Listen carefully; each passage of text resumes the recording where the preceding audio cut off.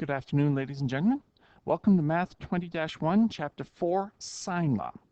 For a right angle triangle, remember, and I should emphasize the right angle triangle by putting a little rectangle square in the corner, the sine of theta is the opposite over the hypotenuse. Last couple of lessons I've been pointing out how that is the y coordinate divided by the radius. So y over r. Now, what if you don't have a right angle triangle? Well, like this triangle here, notice it has a height h. That h splits this into two separate triangles, each of which are right angle.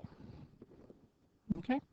So if we look at sine of angle A here, that's h, the height, divided by the hypotenuse b, or h equals b sine A. Same thing if we look at angle B here, sine of B equals the height divided by the hypotenuse A, or h equals a sine b. Then you notice we have h equals h, so we can combine these equations. B sine A equals a times sine of b, or sine of a divided by a equals sine of b divided by b. Now notice here this works for any triangle. It doesn't have to be a right angle. So this is what we call the sine law, and it's written for looking for a side. Side A divided by sine of A equals B divided by sine B equals C divided by sine C. That's what's on your formula sheet. Now,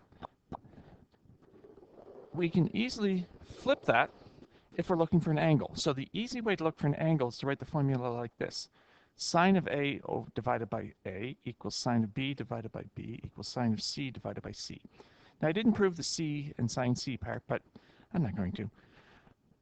But here we've derived the sine law. Now, as I said, only the top formula is on your formula sheet. I do want you to take a moment and note the second formula sheet. Now, the second formula. Now, if you have a marker, pause the recording and put it on your formula sheet. If you don't, write it in your blue notes, because it will make life much simpler for you. Okay? So pause the recording and write it out somewhere. Welcome back. Now, let's use these examples of these laws. So, solve the triangle. That is, find the missing sides. So we have, okay, angle A, side A, angle B, side B, and angle C is 85 and side C is 21. Now, we can quickly and easily calculate side B, because 180 degrees minus 85 degrees minus 36 degrees. Now, I can't get this in my head anymore. 180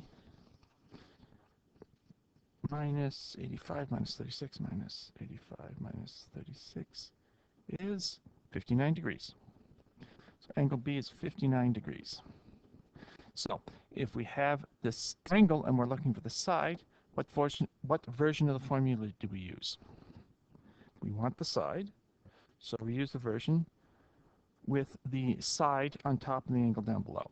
So we want A over sine of A equals B over sine of B.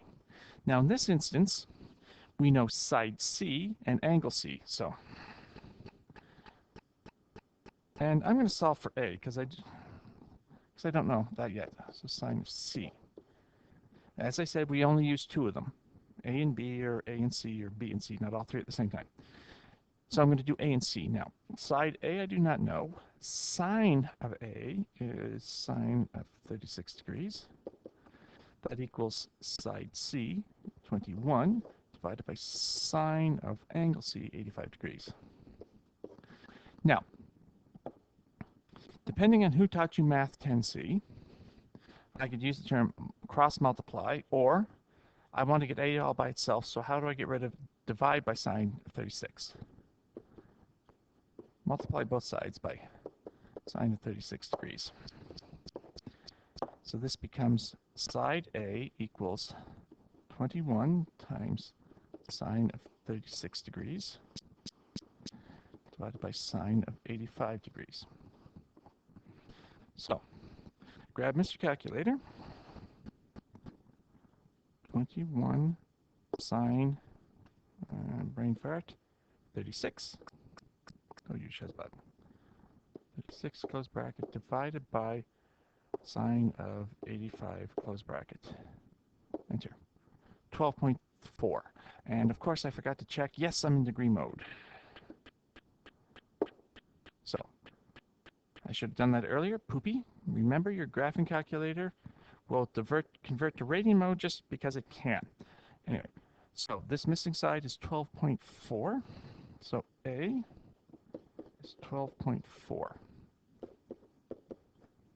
Now, from my crude drawing, that's reasonable. If this side C is 21, then yes. Now, let's solve for side B. So, since I know side C, I'm going to use angle C and side C instead of angle A and side A because I might have screwed up calculating side A. Probably not, but whatever. So once again, I'm looking for side B and given side C. So this is B for sine of B equals C for sine of C. Now, I'm going to pause the recording. I want you guys to calculate side B. We'll come back and we'll compare results, okay? Okay, welcome back. So angle B is 59, so that's sine of 59. Side C is 21 centimeters. I should have written in 21. Anyway, divided by sine of 85 degrees. So how do I want B all by itself. So I've got to multiply both sides by sine of 59 to cancel out 59 on the left. So side B is 21 times sine of 59 degrees divided by the sine of 85 degrees. Notice I'm putting it in brackets. Mr. Calculator likes that. And I got 18.1, 18.069, close enough, 18.1. Now, so this side B is 18.1 centimeters. Now, from my crude drawing, I think that's pretty good. I agree with that. It's a little shorter than my 20 side. Side B is a little shorter than side C. If side C is 21, then 18 for side B is reasonable. Now, when you're doing these, please, if you're not given a triangle, draw it. Take a moment to make a decent sketch. You'll find if you use a ruler and a protractor, if you have one, then you can get an answer that's really, really quite close just by measuring. Which is why sometimes on a multiple choice test, I'll be a poohead and I'll say 17.9, 18.1, 18.3 for those of you that are trying to draw instead of calculate. Anyway, now the other version of this is looking for an angle, the one I told you to put on your formula sheet, sine of angle A divided by side A. So putting the angle on top if you're looking for the angle. Guess when we're going to use that? Woohoo! So right here we have a triangle, JKL. Note all the formulas talk about triangle ABC. Here, you can change JKL to ABC. I'm fine with that. Or you can just rewrite the formula for angle K and side K. Anyway, so this is 19 centimeters. This is opposite angle L. So this is side L. Angle K we don't know. This is side K. This is angle J. This is side J here. So if we are looking for an angle, we write the angle on top. Now, what do we know? Well, the only angle is sine of J.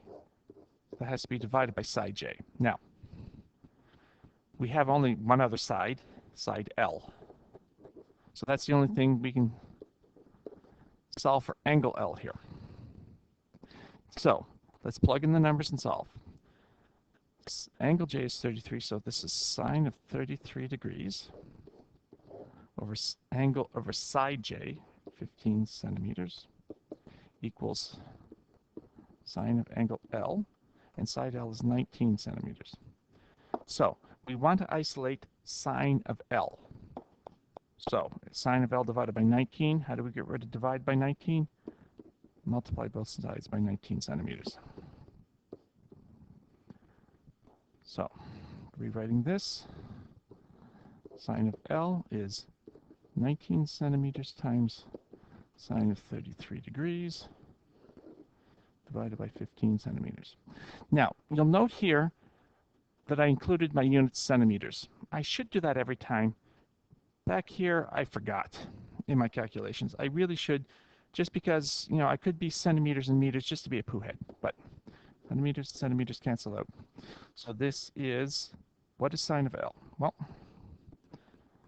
19 sine of 33, close bracket, divided by, I apologize, the other side is 15. 0.68987, blah, blah, blah. Okay, that's 0.6899.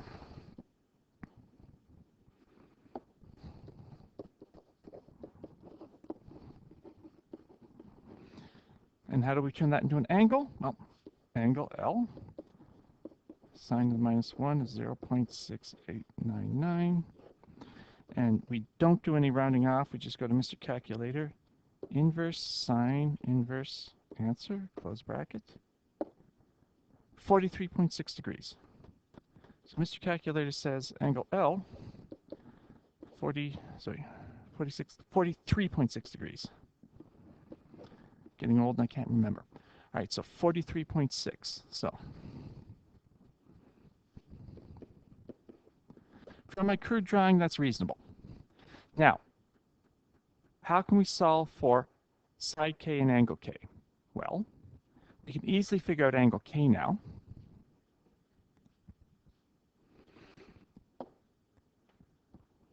Because for every one triangle, 180 degrees minus 33 degrees minus 43.6 degrees, so angle K. So 180 degrees minus 33 minus the other divide by 43.6, 103.4 degrees. 103.4 degrees. Now, for my crude drawing, I believe that because that does look to be greater than 90. Now, how do we solve for side K? Well, now we're looking for the side, so it's K over sine of K equals, well, we know J. I said we might have made a boo-boo calculating L, in which case we screwed up everything, but let's do it that way. So side K divided by sine of K. All right, so solve it this way. So what do we got? Actually, I'm going to pause the recording. You guys calculate it, and we'll come back and fix it. Compare. Okay, when I plug my numbers in, I got K over sine of 103.4 equals 15 sine 33. Get rid of divide by sine of 103, multiply both sides by sine of 103. So I got K is 15 times sine of 103.4 degrees divided by sine of 33 degrees. And notice I'm putting my angles in brackets. Got to do that when you're doing calculations or Mr. Calculator gets unhappy. Anyway, so when I plug those numbers in, I got 26.8, which is quite a reasonable number based on my drawing. If this short side here is 15, this side K is about twice that, about twice that length, about twice as much. That I believe. So that's the sine law, calculating sides or calculating angles. Works for any triangle, that's even if it's not a right angle. All right, so if you got problems with this, watch the video again, shoot me an email, or talk to me in class. Otherwise, work on the check your understanding questions, and I'll see you tomorrow. Thank you, good luck.